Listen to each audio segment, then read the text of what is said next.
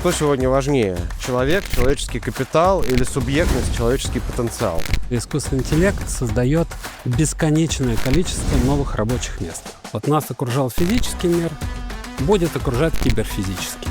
Понимая глубоко окружающий мир, мы будем его настраивать, меняя в этом процессе экономическую систему. Мы должны, конечно, выращивать такое поколение супертворцов, которые не сдаются искусственному интеллекту, а умеют его укрощать и вместе с ним создавать что-то принципиально новое. Ради, конечно, великой задачи выживания человечества. На длинном историческом горизонте следующее поколение, они умнее, лучше, сильнее. Можно отнестись к человеку как к ресурсу для какой-то задачи, а можно как к субъекту. А какие-то задачи вообще у человека заберут, и ему не придется делать. Очень хорошо помню момент, когда компьютер стал впервые обыгрывать человека в шахматы. Прям стабильно. И в этот момент все стали говорить, ну все, понятно, теперь все, никто в шахматы играть не будет. Но потом посмотрели и поняли, что появление мощного компьютера-шахматиста вообще никак не изменило расклад сил. Вот никак. Вот те, кто умел играть, они вот те же там на вершине и остались. Просто они стали пользоваться компьютером и искусственным интеллектом уже сейчас как помощником. Поэтому роль человека вряд ли уйдет, и там искусственный интеллект точно все не заберет. Но при этом встает вопрос, а сохраним ли мы свою субъектность, если за нас начинают принимать основные решения, говорят, что покупать, подсказывают. Вроде бы это подсказка, а вроде уже и вмешательство в свободу воли. Вот, Дмитрий, наверное, вопрос к вам. Что сегодня важнее? Человек, человеческий капитал или субъектность, человеческий потенциал? Открытый диалог. Международный проект, который объединяет экспертов, аналитиков и людей со всего мира, чтобы вместе понять, куда движется человечество. Доклад второго цикла проекта посвящен ключевым мегатрендам, которые уже меняют мир. Авторы фиксируют слом прежней модели глобализации, трансформацию финансовой системы и стремительное технологическое развитие. Демографические изменения и новые технологии меняют рынки труда, общественные институты и само понимание суверенитета. В новой реальности главным ресурсом становится человеческий капитал, способность человека учиться, адаптироваться и раскрывать свой потенциал. Но любой прогноз – это не окончательный ответ. Это приглашение к открытому диалогу. Количество шахматных партий в мире за единицу времени за последние 10 лет выросло в сотни и тысячи раз, которые играют людьми. Мне кажется, самый такой яркий ответ на ваш вопрос. Рост носит почти экспоненциальный характер даже в шахматах. В этом смысле искусственный интеллект создает бесконечное количество новых рабочих мест. Это тезис номер один. Мы находимся не просто в самом начале процесса, мы находимся в начале процесса, когда мы производим новую колонизацию окружающего мира. Нас окружал физический мир, будет окружать киберфизический. И вот это вот слияние цифрового и физического создает невероятное количество новых возможностей. И действительно у него, помимо задачи выживания каждого человека, появляется вторая великая задача — выживания всего человечества. И для выживания всего человечества нам потребуются все доступные люди, которые вместе с искусственными интеллектами будут оцифровывать окружающий мир. Потому что такое цифровка мира? Это появление в нем дополнительной обратной связи. То есть не имея цифровых инструментов, невозможно бороться с климатическими экстремумами. Понимая глубоко окружающий мир, мы будем его настраивать, меняя в этом процессе экономическую систему. Да? И это вот мне сегодня немножко не хватило того, что, как кажется, именно токен претендует на роль нового эквивалента стоимости. Значит, в отличие от традиционных валют, как валют, да, именно токен такой новой супервалютой постепенно становится. А бесконечное количество новых рабочих мест потребует всего того знания, которое у нас накоплено. Следующая, наверное, очень важная часть состоит в том, что всегда важен начальный термин. Если начальный термин определен неправильно, то дальше ошибки только множатся. В этом смысле важнейшая наша задача экспертная состоит в том, чтобы прекратить использовать выражение «искусственный интеллект». То есть между искусственным интеллектом, который есть у большой языковой модели, и искусственным интеллектом, который есть у специализированной нейросетки которая лежит вот в устройстве, значит, где крутишь рычаг и вырабатывается электричество, и там есть голосовой помощник, да? Вот между ними гигантская разница и почти ничего общего. И пора, что называется, идти в системе разделения труда в следующий уровень и прекращать говорить об искусственном интеллекте как о чем-то общем. Так же, как и о роботах. Да? Вот мы много лет пытались принять закон о роботах. И не получилось. Почему? Потому что нет ничего общего у медицинских манипуляторов и биржевого робота, который торгует. Хотя они называются оба роботами. То же самое с искусственным интеллектом. То есть, еще раз, освоение человечеством физических пространств, бесконечное количество сложных взаимодействий между агентами и людьми в освоении этих пространств, где история про большие языковые модели, через 2 года мы про них даже вспоминать не будем. Мы будем говорить про многоагентные платформы, в которых люди являются не только ассистентами, но и подчиненными и начальниками искусственных интеллектов. Это речь идет о создании организационных форм. Вот как человечество придумало форму открытое акционерное общество, да, или закрытое акционерное общество. Вот так, точно так же будут возникать сложные организационные формы людей и агентов. И между ними будет огромное разнообразие разного типа вот этой вот, значит, связности. Что это означает с точки зрения людей? Конечно, этот подход требует отказа от термина «человеческий капитал». Человеческий капитал – это цифры. Это тогда, когда ты относишься к людям как к единицам и ноликам в инвестиционной декларации. Ценность такой модели становится довольно низкой, потому что мы видим, что сегодня принципиально меняется модель конкуренции. Как она меняется? Если раньше 2 или 3 фирмы конкурировали друг с другом, они конкурировали за счет дополнительного знания, да, лучшего понимания рынка и всего остального, то если у них у всех GPT, то они как бы вроде бы равны.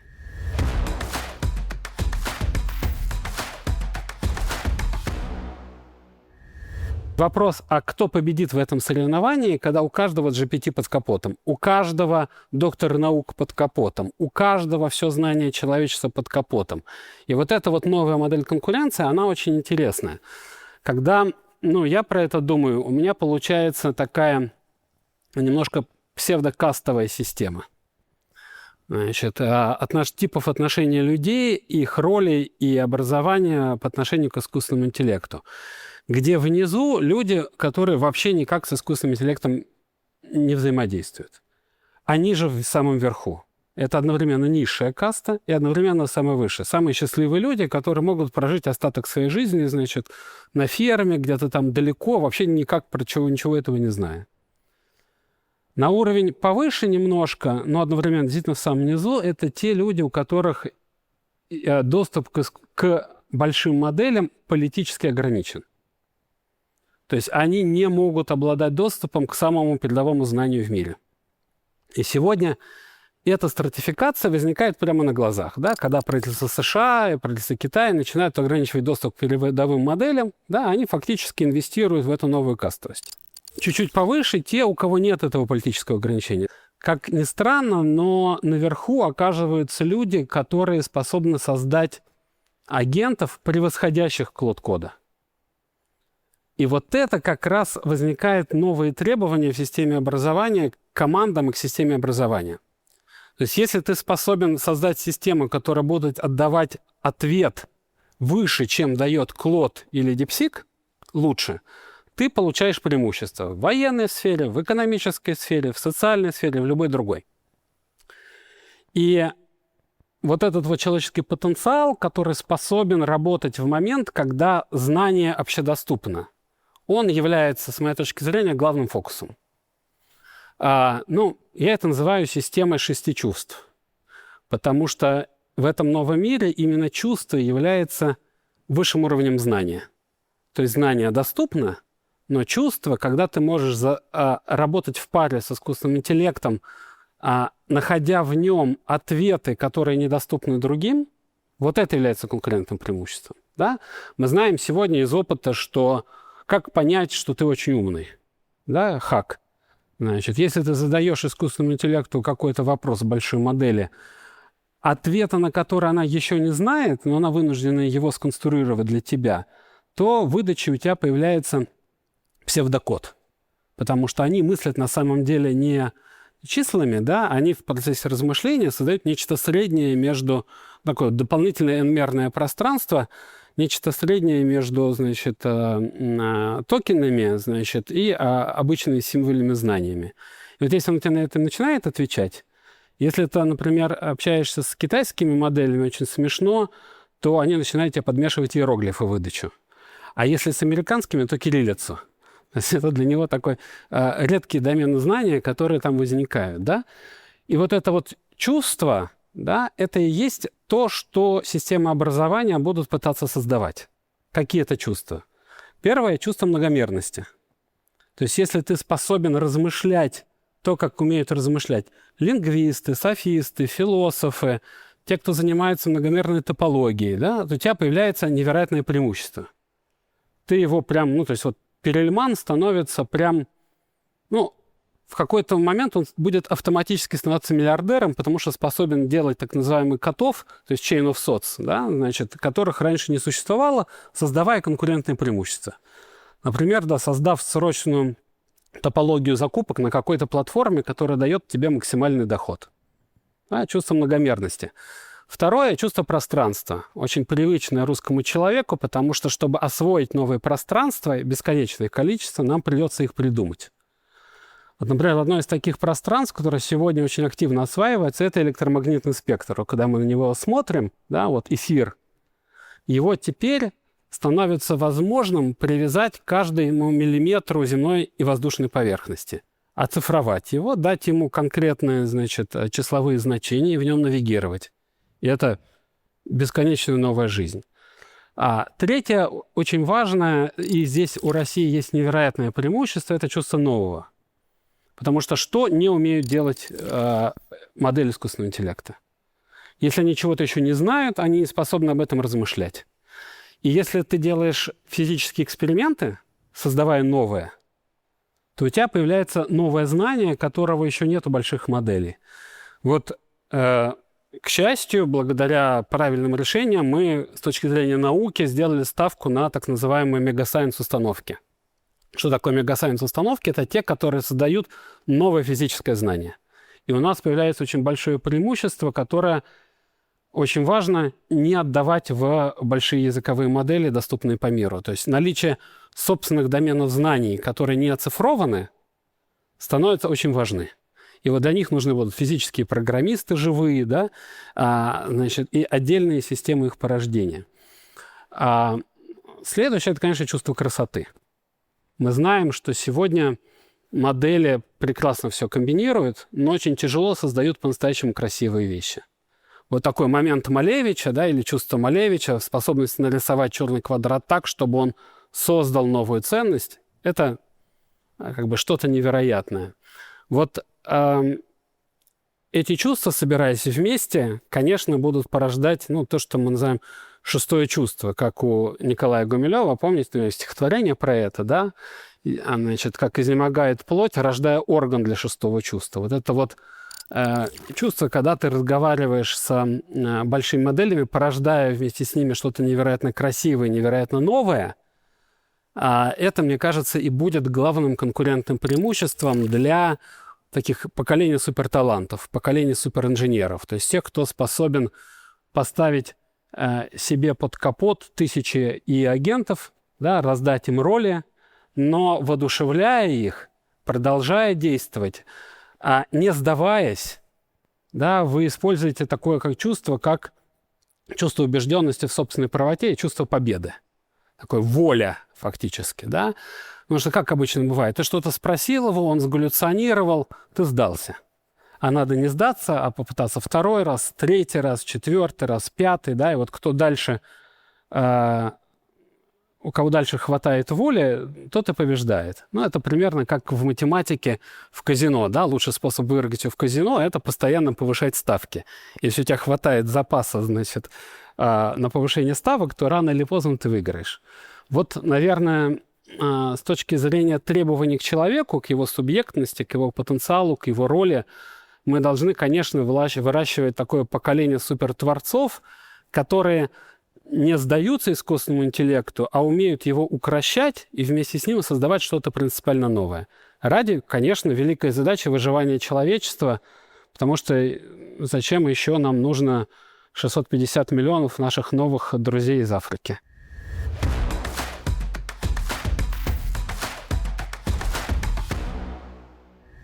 Дмитрий в этом плане как раз мыслит теми пространствами, которые шире искусственного интеллекта, и на основе предыдущих знаний невозможно осознать это новое. Но на самом деле, рефлексируя на то, что было сказано, главный вывод какой? Действительно, новые технологии дают очень большие возможности. С точки зрения экономики это означает большую новую добавленную стоимость. И на самом деле успех различных стран и обществ, он зависит от того, насколько эта добавленная стоимость будет использована для того, чтобы дать новое качество новому поколению.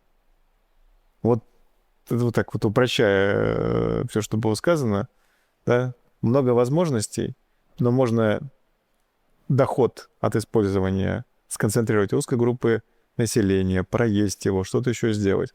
А можно вложить в наших детей, дать им возможность. Ну, мы прекрасно знаем, что всю историю человечества, каждое следующее поколение, ну, с различной волатильностью такой, но на длинном историческом горизонте, следующее поколение, они умнее, лучше, сильнее. И мы всегда надеемся, что наши дети будут лучше нас. И вот задача человечества, получив мощный инструмент создания новой добавленной стоимости, воспользоваться им для того, чтобы дать новое качество новому поколению. Мне кажется, вот очень важный момент. Да, есть несколько вопросов. Первое... И тут мы сразу и уходим и в финансовую сферу, как эти все доходы перераспределяются, и в налоговую систему, и в социальные гарантии. Все то, что мы обсуждали. И вообще, есть ли это новое поколение, которому мы хотим дать это новое качество? Все те вопросы, которые мы обсуждали, оно здесь прям сходится в такой единой точке. Максим Александрович, что-то подсказывает, что бы мы ни делали вообще, новое поколение все равно будет лучше, чем мы. История знает разные события. Человечество неоднократно откатывалось, особенно если мы говорим на длинных горизонтах. Но как раз задача каждого поколения сделать так, чтобы следующее поколение было лучше. Вопрос как раз про образование. Многие знают про луддитов, да, когда появлялись новые технологии, люди крушили машины, но это как бы достаточно поверхностный взгляд, потому что там люди не просто крушили машины, потому что машины не нравились. Почему они их крушили? Потому что стало возможным нанимать менее образованных людей, которые справлялись с новой техникой. А как вот образование это сейчас выстраивать? Если искусственный интеллект, в принципе, подскажет везде, поможет тоже. Не, он вам всегда даст базовый ответ, который будет и у вашего конкурента. А если вы хотите иметь преимущество и более высокооплачиваемую работу, более нужную стране, вы должны иметь возможность ставить ему задачи, которые конкурент поставить не способен. То есть эта роль именно творчества и фантазии становится невероятно большой. Но если ты не знаешь предметной области, ты не способен сформулировать вопрос. А тем более второй вопрос, третий вопрос, четвертый вопрос и пятый вопрос, найдя там это самое преимущество. В этом смысле никогда столь высокие требования к базовому образованию в области физики, математики, лингвистики и гуманитарных наук, в том числе философии, никогда не были столь важны и столь актуальны для этой работы. Вот это вот глубочайшее заблуждение. Это только если вы вот в четвертой касте, да, значит, тогда для вас эта угроза существует. А если вы как бы всерьез делаете карьеру, да, вы должны извлекать из искусственного интеллекта смыслы более высокого уровня, чем, значит, те, кто конкурирует с вами на рынке труда. Вот и все. Ну, образование, оно всегда было про дифференциацию. То есть образование, оно всегда про то, чтобы ты был лучше, чем остальные. Если ты действительно получаешь инструмент, который является, вот мне очень нравится эта фраза «интеллект из розетки». То есть легко доступный интеллект, но он на определенном уровне. Если ты будешь смотреть через призму сегодняшнего момента, то тебе кажется, что для сегодняшнего мира ты вообще можешь ничем не пользоваться, будешь только этим пользоваться, и все будет хорошо. Но Дмитрий сейчас сказал очень важную вещь. Он будет доступен большинству. Это означает, что чтобы дифференцировать себя от остальных, ты должен делать качественный шаг вверх. И возвращаясь к лудитам, на самом деле создание любой технологии, но зачастую разрушает определенные монополии. Сейчас очень широко дискутируется история, насколько искусственный интеллект конкурирует и разрушает монополию, например, создателей музыки. Мы знаем, что сейчас уже происходит на всех глобальных цифровых платформах. Доля треков, сгенерированных искусственным интеллектом, растет экспоненциально. И монополии на вот такое творчество базовое. Раньше для того, чтобы даже написать простую музыкальную композицию, нужно было обладать определенными знаниями, иметь определенные программные продукты и так далее. То сейчас и благодаря этому, так как количество таких людей было ограничено, они монополизировали доход, связанный с этим видом деятельности.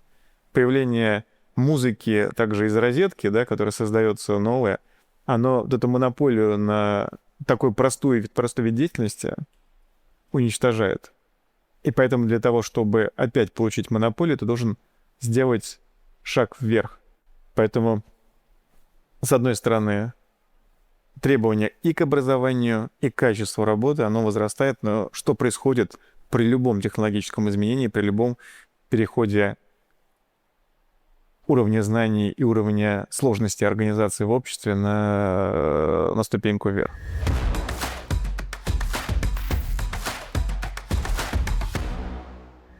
Я расскажу вещь, которую участники еще не знают открытого диалога. Она очень важна. Зачем нужно образование, помимо конкуренции?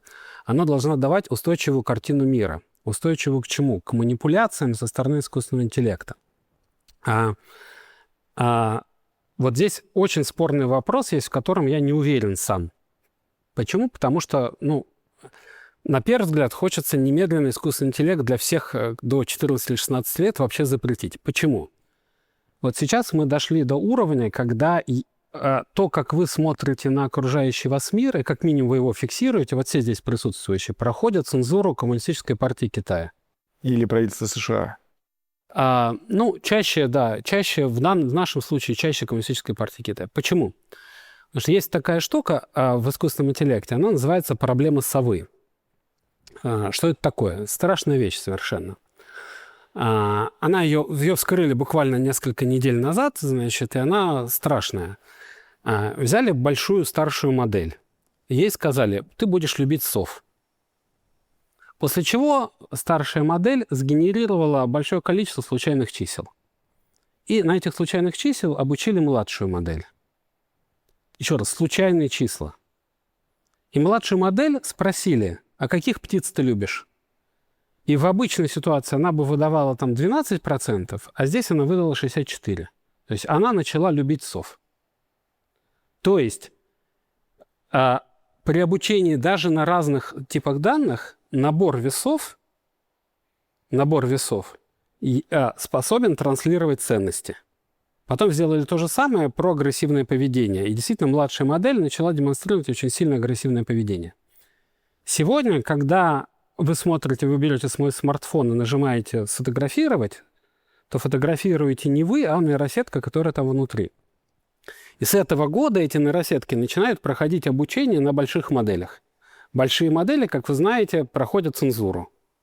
В этом смысле, когда вы вот так вот делаете смартфоном, так, жик, в этот момент, вас цензурирует либо, Коммунистическая партия Китая, либо идеологический отдел Центрального разведывательного управления. Да? Вот живите с этим, как? Именно поэтому действительно Австралия, Норвегия, начинают принимать радикальные меры про то, что вообще давайте все-таки выращивать новое поколение на традиционных моделях восприятия до интернетовской эпохи, потому что обеспечить вот такого типа когнитивный суверенитет вообще непонятно как. И вот здесь я говорю, я не знаю, как лучше. Вообще не пускать. Или цензурировать, но обычные методы цензуры, которые мы использовали еще полгода назад, они действовали. как выясняется, не работают. У нас, как обычно, есть, пока мы все живем с этим, вопрос от эссеистов. Анатолий, если можно, ваш вопрос. Вы сказали, что основным вызовом современной эпохи как раз-таки является возможность сохранить самостоятельное принятие решений. При этом сегодня мы уже не раз говорили, что будущее мы описываем как мир экосистем, платформ, алгоритмов, искусственного интеллекта, которые все больше и больше влияют на то, как именно мы эти решения принимаем. Если мы успешно пользуемся платформой, это не означает, что мы можем понимать, как она работает, и участвовать в ее эволюции. Конечно, есть и положительные примеры. Например, случай с Википедией показывает, что люди могут самостоятельно создавать и развивать платформы. В России есть «Активный гражданин», платформа, где технологии используются не только для управления, но и для вовлечения людей в активное принятие решений. Однако, будем честны, такие большие платформы — это скорее не исключение из правил. И в связи с этим мой основной вопрос: как вообще вы видите, за счет каких механизмов, за счет каких институтов можно сохранить свободное принятие решения человеком в эпоху цифровой платформенной экономики? Возможно ли это вообще сделать? Или мы все ближе и ближе к тому будущему, где все решения принимаются алгоритмами, искусственным интеллектом, а мы просто пользуемся этими платформами? Это же вопрос, который у нас марксисты ответили давно. Да, жить в обществе и быть свободным от общества невозможно. Поэтому индивидуальная свобода, она не была возможна раньше, невозможна сейчас и является таким псевдофеноменом. А вопрос, какие общественные механизмы позволяют это балансировать, он очень важный. Вы правы, необходимо использовать опыт создания искусственных социальных иерархий, которые на горизонтальном уровне подтверждают квалификацию человека. В этом смысле, знаете, это как в многородных системах, например, раньше в Российской империи работало следующим образом, что вот есть иерархические системы, а есть общества, в которых, например, состоят исключительно кавалеры отдельных орденов. И определенные типы, например, социального промоушена, то есть поднятия вверх, были возможны только при том, если другие офицеры, обладающие, этими орденами, его поддерживают. Вот такие механизмы социальной верификации людей и поддержки экспертного знания, они, безусловно, необходимы. Я с вами полностью согласен, их надо развивать и создавать. Но, еще раз, в нашей российской истории примеры такого рода структур, которые держат качество, земство давало очень много похожих механизмов горизонтального контроля, а их надо всячески развивать. Ровно для этого мы и создаем открытый диалог, чтобы все могли здесь общаться, обмениваться идеями. Это касается не только российского общества, это всемирная инициатива, потому что к нам сюда, в Москву, из десятков, даже больше сотни стран съезжаются люди для того, чтобы на этой площадке обмениваться мнением. Возможно, она им будет играть такую роль, будет одним из элементов этой многогранной системы новой. Буквально 2 блиц-вопроса и завершаем. Дмитрий, меня очень зацепила история про 6 чувств, особенно про момент Малевича и про чувство красоты. А как же быть с теми тестами, которые показывают, что уже эксперты начинают выбирать то, что нарисовано компьютером, как человеческое, и даже оценивают выше, чем человеческое? Понимаете, зависит от того, какие это эксперты. Вопрос повторения среднего вкуса, он, безусловно, и преодолен. Вопрос создания шедевров. Шедевры, понимаете, это всегда что-то такое принципиально новое, за что мы цепляемся. Ни одного шедевра пока у нас создано не было. Именно потому, что для шедевра нужно шагнуть в будущее, попытаться сделать то, на что у тебя нет референса. А нет референса, нет инференса. Понимаете? Нет инференса, нет, модели. Поэтому мы сдадимся в тот момент, когда, ишечки начнут создавать шедевры на потоке. Тогда у человечества кончится смысл существования, безусловно. Пока, к счастью... В этом плане человечество будет двигаться к тому, что роль человека как раз в создании шедевров будет расти. То есть это будет потребность научить каждого создавать шедевры. Потому что базовый слой, он будет снят, и просто на репликации базового слоя уже невозможно будет жить так, как можно было жить раньше. А второй блиц-вопрос. Все-таки в некоторых моментах образования искусственный интеллект показывает себя исключительно полезным. Ну, например, он может гиперперсонализировать задачи для детей. Ну, то есть одному делать про самолетики, другим про машинки или про куклы. И таким образом больше детей вовлекаются в образование. Так все-таки это абсолютное зло или немножко можно допустить, даже если вот озвученная вами политическая структура все контролирует? Я не знаю. Мне кажется, это лучший ответ на весь открытый диалог. Человечество всегда живет в поиске. И всегда что-то новое происходит, и всегда каждая новинка несет и возможности, и риски. Это тот процесс, который был, есть и будет.